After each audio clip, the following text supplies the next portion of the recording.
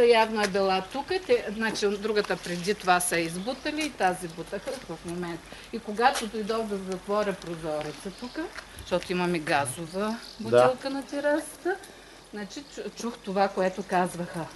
Видях тази течност и казваха, това е от гумите, които са се стопили. Повече не мога да кажа нищо. Извинай, как ти е името на тебе само? Късъмова. Доктор Георгиева се представя. А първото име? Цветана. Цветана. Това, което знам, ама не мога да кажа, че е умишлено. Добре, благодаря ви много. И всъщност гореше вътре, пето гореше. Ами, те вече пожарната беше, аз като слязох, тя беше по Пето гореше. Ние, нали, от прозореца, като гледах, от тук излизах.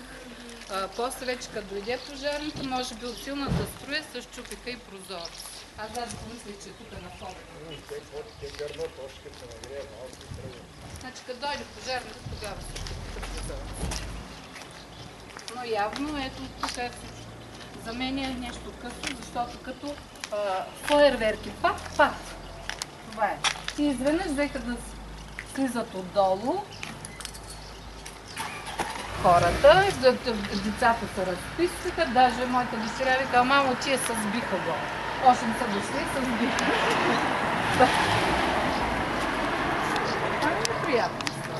Колко и да е неприятно. На сама жена в края на крещата, пък с труда си.